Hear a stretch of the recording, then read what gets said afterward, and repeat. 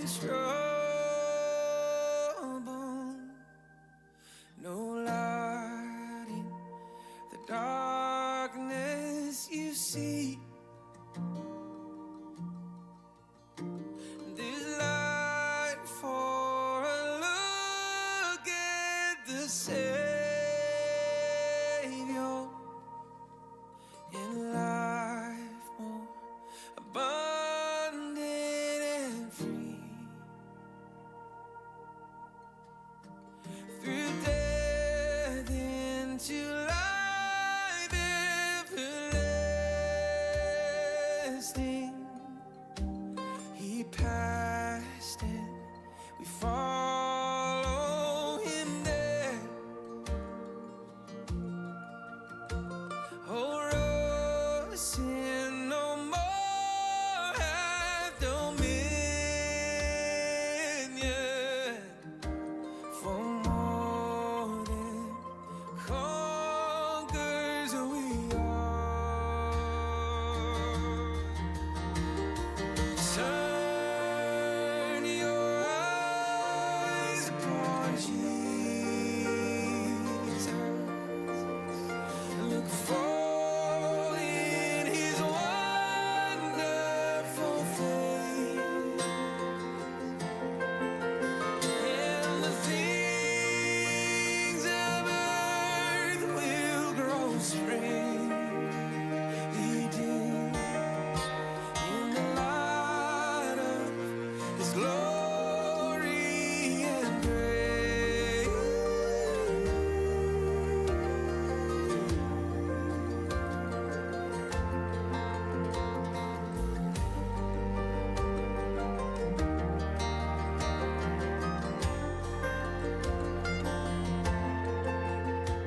His word shall not fail you, He promised.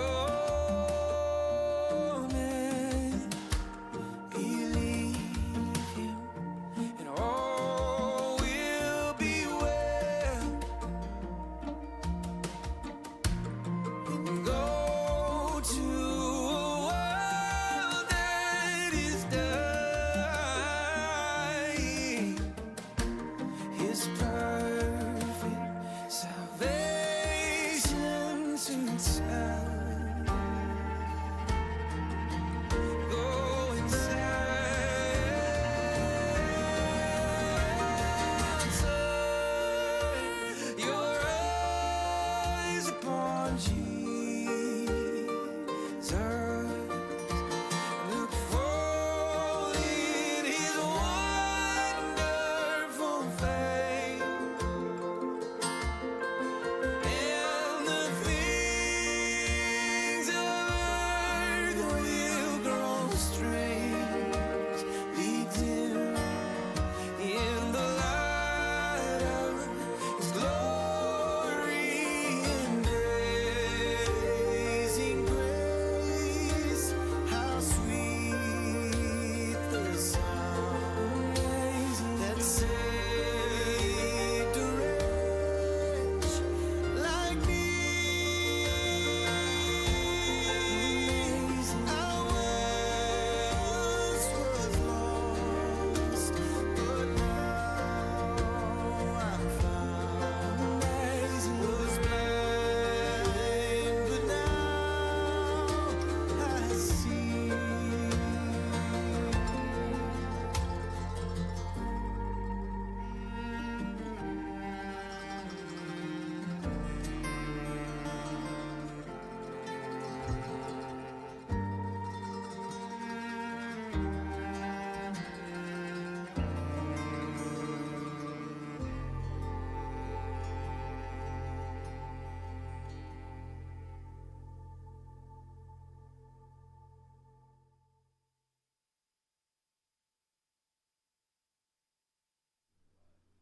All right. Hey, good morning, everybody. It is Wednesday morning, June the 19th, 2024. I do remember the year.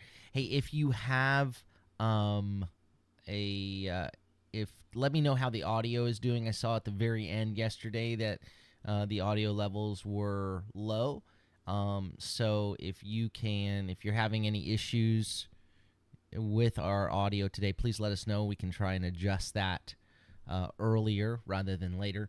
And just want to remind everyone, please don't forget to hit like and subscribe and share, and want to continue to make the word of the Lord known. I think today's is a really important daily manna. I mean, I think they all are, but as we look at this passage today, the title of today's Daily Manna, we're looking at Revelation 17, verses 6 through 8, and we're really looking at almost just a portion of that.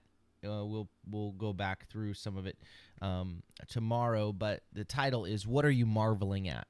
And snap out of it. As we've talked about, the woman on the that's upon the beast, and it's this captivating woman on a beast that draws one's attention. There is an enticement that is there that can lead astray, that can draw people's attention away, right? The enemy knows.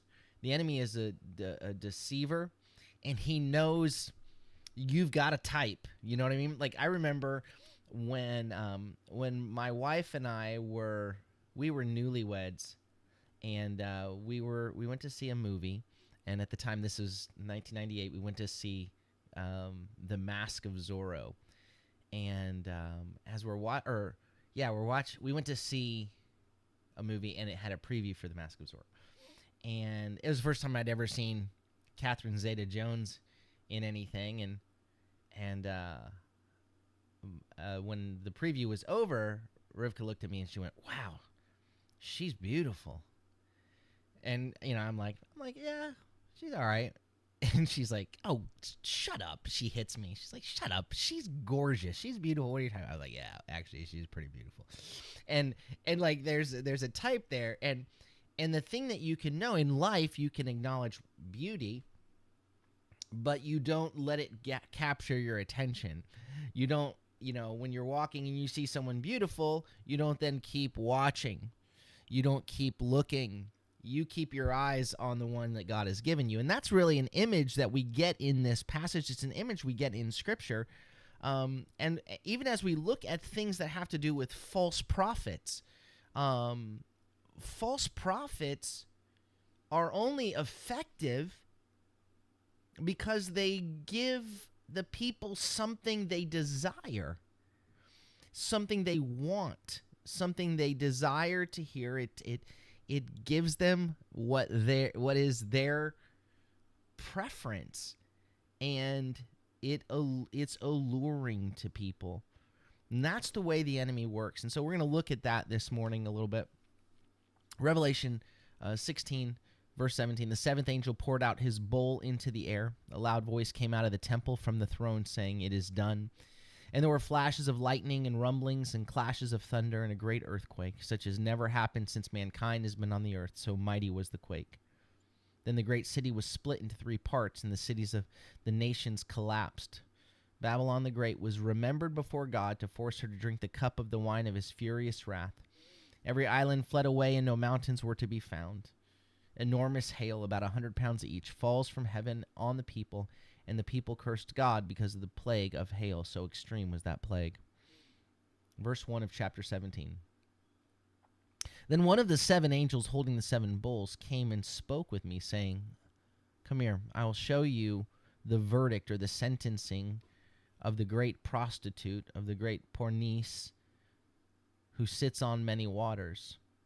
The earth's kings committed pornusan, committed sexual immorality with her, and those who dwell on the earth got drunk with the wine of her porneia, of her immorality." Again, porneia we see 3 times in these first 2 verses. Is sexual immorality is the metaphor. It is both literal, because it's metaphor of turning away from the Lord to worship a false god. So the metaphor for sexual immorality, it includes literal sexual immorality, but it encompasses much more than that. Again, because that that sexual immorality, that porneia, is rooted in me first, and it's rooted in self-gratification, me, right? And it's dehumanizing. And in the context of Revelation 17 and 18, and the imagery that we see, it's the imagery of prostitution, of all that is right and noble, selling out those things for the questionable ends of power and pleasure and luxury and me, whatever I want. Verse 3, so he carried me away in the spirit into a wilderness, and I saw a woman sitting on a scarlet beast that was full of blasphemous names and had 7 heads and 10 horns. All right, this is the beast, already known from Revelation 13, and also the beast that comes up from the abyss in Revelation 11:7. So the woman is upon the beast. The beast has 7 heads, 10 horns, and is full of blasphemous names. The woman was clothed in purple and scarlet. So in purple would be having to do with its royal, and scarlet would be pointing toward her relationship, even in that red, toward the dragon, and she's adorned with gold. She's gold covered in gold. She's a spectacle, and precious stones and pearls. Now, again, when we have this image of her, we can think in almost clownish, but she's not being depicted here as clownish. She's not being depicted here as ostentatious in a negative way, but there's a captivating nature to what, like, everything that is desirable, everything that grabs your attention, royal. And scarlet would even point to that prostitution as well, in terms of the woman in red kind of thing that draws your attention, and adorned with gold and precious stones. And she was holding a golden cup in her hand, and that cup was full of detestable things, or abominations, disgusting things, and the uncleanness of her porneia, the uncleanness, the filth of her immorality. And on her forehead was written a name, a mystery. Again, the word mystery really refers to a secret. What was secret is now fully disclosed. A once unknown fact is now told openly. Okay, so who is she? She is Babylon the Great, the mother of pornon, the mother of prostitutes, or of sexual immorality, and of the detestable things of the earth. So she's Babylon the Great. Again, this doesn't refer to a location per se, or to a particular empire, but it's the pattern, it's the spirit of Babylon, as it were. It refers to the pattern of godless rule that was exemplified in ancient Babylon. It rears its head in Rome during the time of when John is writing this, and in the empires throughout the ages, and it anticipates an extreme manifestation of that pattern in the last days. So as John looks at the woman, he continues looking, and he discerns that she is. It says that she is drunk with the blood of God's people. Verse 6 is where we begin today. And I saw the woman drunk with the blood of the Kedoshim and with the blood of the witnesses of Yeshua.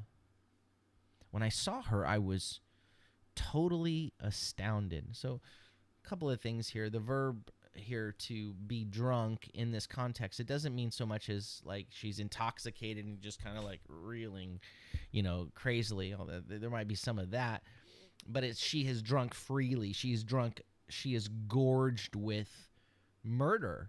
She has shed the blood of the saints, more specifically the blood of Yeshua's witnesses, those who have loyally testified about him.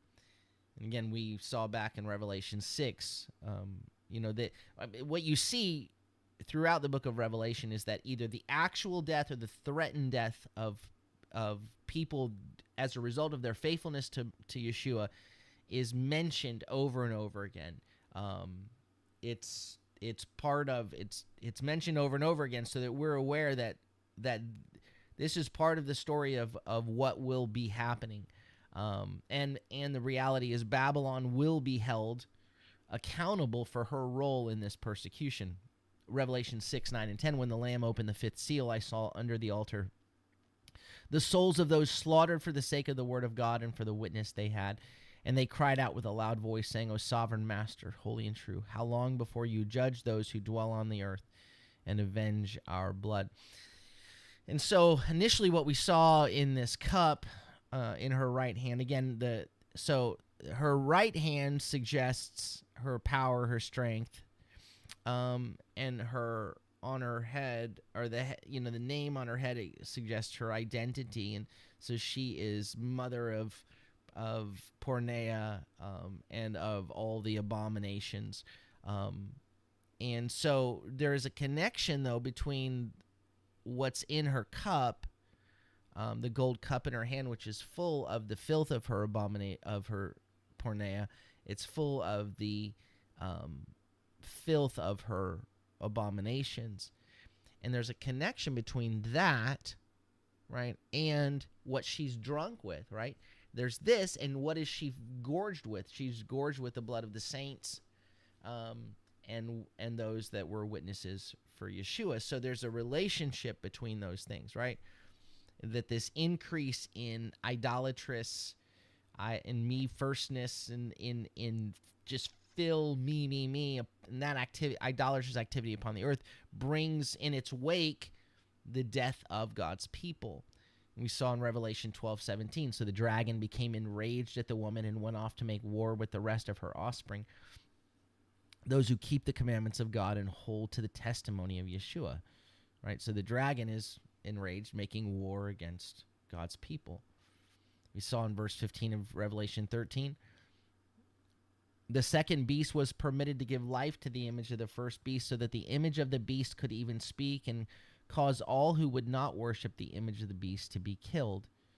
Right? So those who remain faithful to their witness to Yeshua, refuse to worship the beast, refuse to worship his image, his name, or his number, they face death. And so the contents of this gold cup and the blood from which this great prostitute becomes drunk share a deep connection, right? The increase of one brings about the increase of the other. There's a relationship there. There might also be a connection between the wine of her sexual immorality, is what it says, out of which the inhabitants of the earth have become drunk, right? The gold cup full of abominations, the uncleanness of her porneia, the blood of the saints. There's a relationship between all of this. And the great prostitute, the woman, is not alone in her culpability. It's shared by the kings of the earth who have committed porneia with her and the inhabitants of the earth. There was one commentator. There's this word in Greek. It's is translated as inhabitants of the earth, and it's kata oikuntes. So oikos means house or dwelling, and when kata is a preposition, but when it's put on the front of a word, it strengthens it. It makes it emphatic, like this is. And so one of the commentators described or translated this word for those who dwell on the earth as like worldlings. Like this is their home. They're defined by this, right? Our citizenship is of another kingdom, but they are defined by this kingdom. And so he sees all of this, but what's striking here, he says, when I saw her, and that it says, when I saw her, I was totally astounded. But it uses the word thalmazo. It uses it twice here. I said 4 times. It uses it twice, and which really brings it. And that thalmazo, I've talked about it when we've gone through things in the book of Luke, where, like when Yeshua would do certain miracles, that it was just jaw-dropping. Like it would just, what has just happened? when Yeshua tells the winds and the waves to be still, his disciples, they like just captivate, like astounded, jaw-dropping, speechless. And so John says here, it says, and I marveled, and I was astounded in seeing her with great astonishment. And I marveled seeing her, a great marvel. I was astonished, like the sight of this woman is surrounded by John's marveling at what he sees here. Her appearance has generated this effect, because it's significant here that this verb, up to this point, this verb has only appeared once in the book of Revelation, and it described the response of the whole world to the healing of the beast's wounded head back in Revelation 13:3 and 4. One of his heads seemed to have been slain, but the fatal wound was healed. The whole earth was amazed. That's the word thaumazo. They were astonished. They marveled and followed the beast, and they worshiped the dragon because he had given authority to the beast. They also worshiped the beast, chanting, "Who is like the beast, and who can make war against him?" So up to now, this word thaumazo is generally associated with kind of a jaw-dropping worship. So John sees this. Like one of the commentators, he says, is it possible, he ponders here, is it possible that John could be susceptible to the same idolatrous seduction that has resulted in the worship of the dragon and the beast by the whole world? If John, who was in the spirit at the time, could be so tempted, could anyone be immune from such seduction? Now, there's also those who hold to, which we would tend to lean in this direction those who hold to the sense of astonished, thaumazo, jaw-dropping, that seem to carry with it more the idea of being appalled or horrified, right? So in the book of Daniel, there are things that Daniel experiences, and of course that's written in Aramaic and Hebrew, but it's a response of this fear and astonishment or alarm that would seem on first glance to be what John is experiencing here, just like almost astonishment as in disgust. Daniel 4:16. Then Daniel, whose name is Belteshazzar, was perplexed or horrified, appalled for a brief time. His thoughts alarmed him. This is upon hearing the dream that Nebuchadnezzar had. Daniel chapter 7, verse 15. As for me, Daniel, my spirit was disturbed, or it was dug in within me, and the visions of my head alarmed me or dismayed me. In Daniel 8:27, then I, Daniel, was stricken and languished for days, and I got up and went about the king's business, but I was astounded at the vision, and no one could explain it. So it could be, and my initial leaning was toward this idea that he sees this and he's horrified. But then what we see in the next couple of verses lean toward the idea that the vision, what John sees, is captivating in such a way that he is drawn, he's marveling at what he's seeing, because the language in John, in Revelation being used here, thaumazo, and in these next two verses, it leans in that direction. Let's read 7 and 8 together. But the angel said to me, why are you marveling? Why are you astonished? He says, I will tell you the mystery of the woman and of the beast that carries her, which has the 7 heads and 10 horns. The beast that you saw was and is not, and yet is about to rise up from the abyss and head to destruction. And I put on here the order of the language here. It says, and they will be astonished, and they will marvel. Who's going to marvel? Those who dwell on the earth, whose names have not been written in the book of life from the foundation of the world, when they see the beast, because he was and is not and is to come.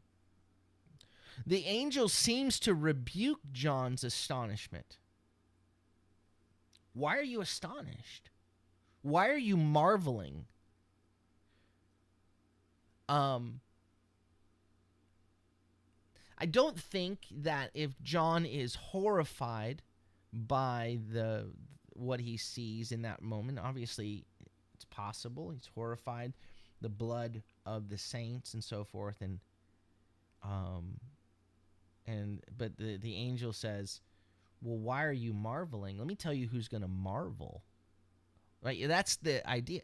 He said, why is your jaw dropping? Why are you thaumazo? Why are you marveling? I'll tell you who's going to be marveling in astonishment at the beast. The worldlings, those who have made this place their home, those who have not been written in the book of life. Right? The angel witnesses John marveling at the beast, and apparently he wonders if it's kind of captured his attention for a moment, maybe taken a wrong turn toward worship. John's seeing a lot, and this is a captivating beauty. She's not clownish. Stunning. I think stunning, when you're stunned and you're like, that's the imagery here. The question, why are you astonished? Through what? Because of what is your marveling? And then the statement that follows, that the worldlings are going to marvel upon seeing her. It suggests a concern that John don't be drawn from perplexed astonishment to kind of a worshipful admiration of the beast. The question, why are you marveling? It gives us pause. It gives John pause for a moment, right? To provide room for John, provide room for us to stop and reflect upon his response to this great pornos, to this woman that's on there. Is there some seduction in what we're seeing that could lead believers to be deceived into such idolatry? Right? The beast isn't going to look like a beast. The beast is looking like a beautiful woman. Whoa. Right? The beast comes with signs and wonders, with a really close counterfeit. And people marvel. Remember what Yeshua said in Matthew 24, verses 24 and 25. He said, for false messiahs and false prophets will rise up and show great signs and wonders so as to lead astray, if they're able. That word, if possible, means if they have the power to, if they're able to, even the chosen. See, I've told you beforehand. Right? So the false prophets rise up, false messiahs rise up, and do miraculous things, marvelous things, wonderful things to lead astray. Their goal is not to captivate a lost world. That the enemy has that. The goal is to draw away, if possible, if they can, if he's able to, the elect, the chosen. Remember, the beast from the earth is later called the false prophet. Remember, Revelation 13:11 said, then I saw another beast rising out of the earth who had two horns like a lamb. He spoke like a dragon. And then later we saw in Revelation 16:13, then I saw coming from the dragon's mouth and from the beast's mouth and from the false prophet's mouth 3 unclean spirits like frogs. And they were deceptive. They deceived the kings of the earth, right?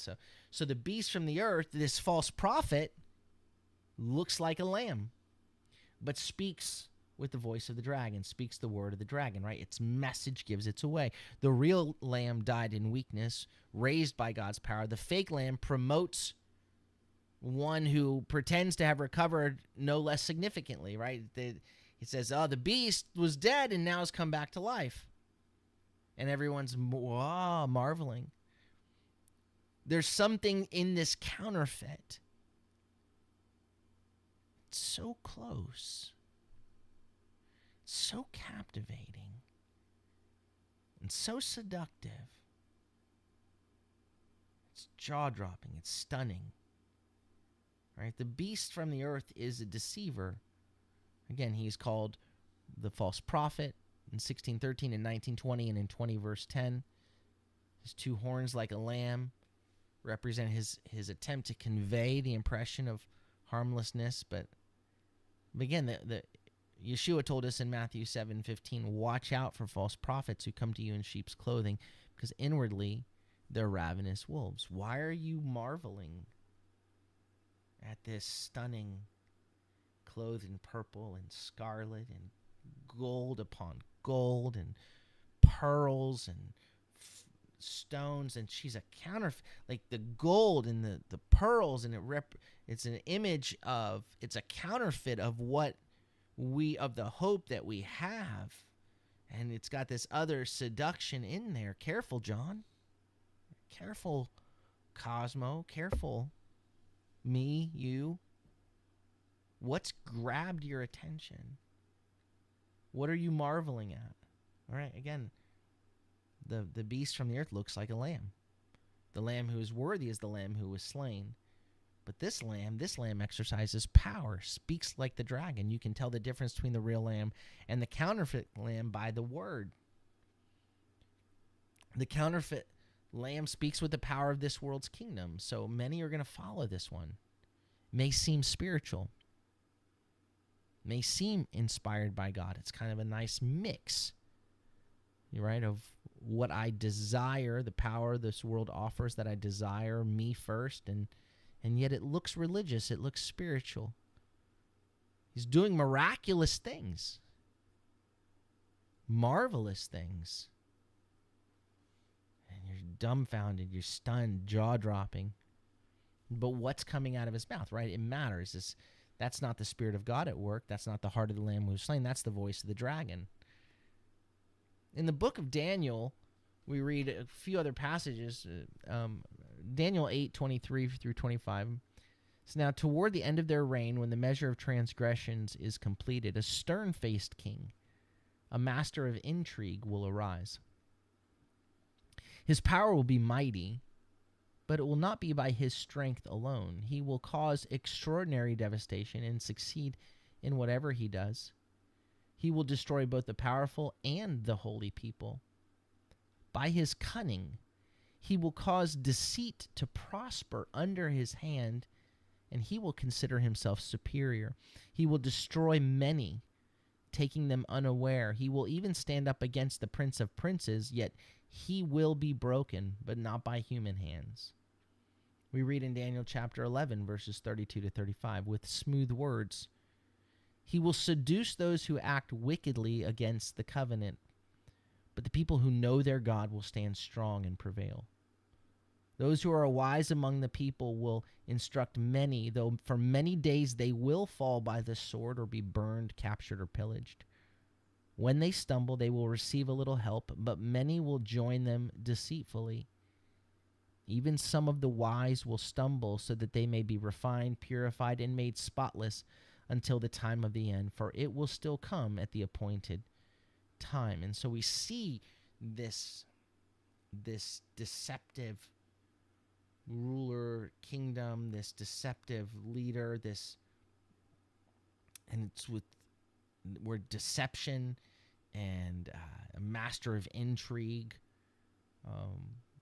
that will arise. And it lines up with what we read in 2 Thessalonians 4, where it speaks of the man of lawlessness. He opposes and exalts himself above every so-called God or object of worship, so that he sits in the temple of God, proclaiming himself that he is a God. Again, that doesn't mean that literally he sits in a rebuilt temple, because he may be in the midst of God's temple, of God's people, God's dwelling place. We are his temple. So while everyone's waiting for a third temple to be built, well, it can't happen until there's a third temple. He may park himself in the midst of God's temple, in the midst of God's people. In verse 8, then the lawless one will be revealed. The Lord Yeshua will slay him with the breath, or the ruach, the breath of his mouth, and wipe him out with the appearance of his coming. The coming of the lawless one is connected to the activity of Satan, with all power and signs and false wonders, and with every kind of wicked deception toward those who are perishing. They perish because they did not accept the love of the truth so as to be saved. For For this reason, God sends them a delusional force to lead them to believe what is false, so that they may be judged. All those who did not believe the truth, but delighted in wickedness. And we talked about this before. This why would God send a delusional force? You can liken it to what we see where a lying spirit is sent to Ahab at the end of First Kings, and Ahab is because he's been given the word of the Lord, and he just refuses it. And as soon as a lying spirit comes and tells him what he wants to hear, he accepts it. So even though the truth was sent, the truth was rejected over and over and over. So the Lord sends, let's see what's in your heart. You're only running after what's in your heart. So the Lord sends a deceptive spirit, and Ahab buys it. He's like, yeah. And then the true prophet tells him what happened, that this was a lying spirit that came and told and brought this up among all these prophets. So God unveils it through the prophet to Ahab, and yet Ahab is so intent on the deception, on the lie, on doing what he wants, that he still runs after the lie. That's the heart of what you see here. So the issue that we see here is the idea that it will be so obvious that the work of the beast, of the system of the beast, of the false prophet, of the dragon that's underneath, of this woman that is on the beast, the idea that it's going to be so obvious is so apparent to the faithful, I think is can put us into a place of where we're not as vigilant as we need to be. Watch out, right? Be sober, be vigilant. Your enemy prowls around, look like a lion, seeking whom he may devour. And so John sees this woman and is dumbstruck. And the angel says, snap out of it. What are you marveling at? Okay, let me make it clear to you what this is. I'm gonna lay it out for you what this is. The truth is what you need to take hold of right now. Let me tell you who this beast is. Let me tell you who this woman is. And he begins to spell it out with more clarity. So that it can the truth will snap John out of that thing that could lead one astray. I wanted to close today with this passage from Proverbs that I think is relevant for this idea of the seduction of the false to lure us away from the true relationship that God has for us. Right? The seduction that you see in Proverbs chapter 5 goes on to say, go to the wife of your youth. Cling to the wife of your youth. Don't be drawn away by the seduction of the one who wants to. Here's what's going to happen. It's going to pull you away. And so as we look at the imagery of the woman on the beast and that marveling, and why are you marveling? I'll tell you this is going to grab the attention. It's going to grab the attentions of the worldlings, and that's not who you are. And so with that imagery in mind, I think Proverbs 5 is instructive for us in a time when there's a lot of seduction to power, seduction to the way of this world that says, look, you can have earthly power and earthly, all the things the world values and worships. You can have that and heaven too. You can walk the way of this world. You don't need to deny yourself, take up your cross, and follow him. It can be all about you. You can have a selfish, self-centered gospel. Yeah, go ahead. And people go, oh, man, yeah, I can have that. Proverbs 5, My son, pay attention to my wisdom. Incline your ear to my insight, that you may maintain discretion and your lips may preserve knowledge. For a seducing woman's lips drip honey, and her mouth is smoother than oil. But in the end, she is bitter as wormwood, sharp as a double-edged sword. Her feet go down to death. Her steps lead straight to Sheol. She does not keep straight to the path of life. Her paths are crooked, but she does not know it. So now, my sons, listen to me, and do not turn aside from the words of my mouth. Keep your path far from her. Do not go near the door of her house, lest you give your strength to others and your years to one who is cruel. Lest strangers feast on your strength and your labors go to a foreigner's house. At the end of your life, you will groan when your flesh and body are spent, and you will say, how I hated discipline, how my heart spurned reproof. I would not listen to my teacher's voice or incline my ear to my instructors. I was almost in utter ruin amidst the community and the congregation. And then he goes on, right, to say, go back to drink water from your own cistern, running water from your own well, right?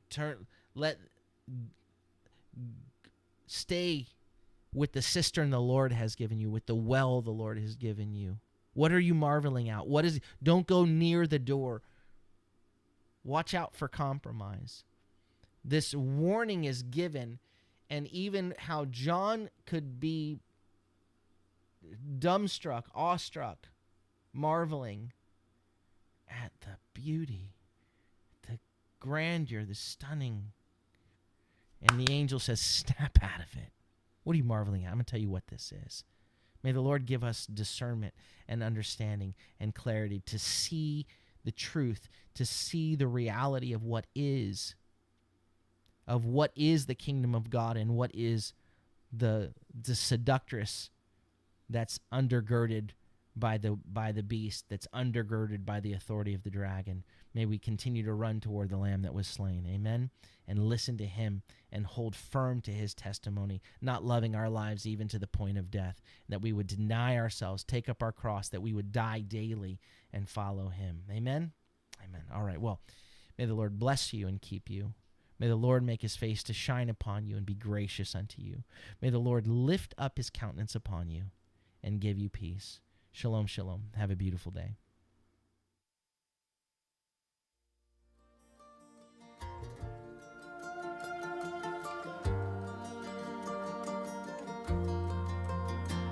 Oh, soul, are you weary and troubled? No light in the darkness you see.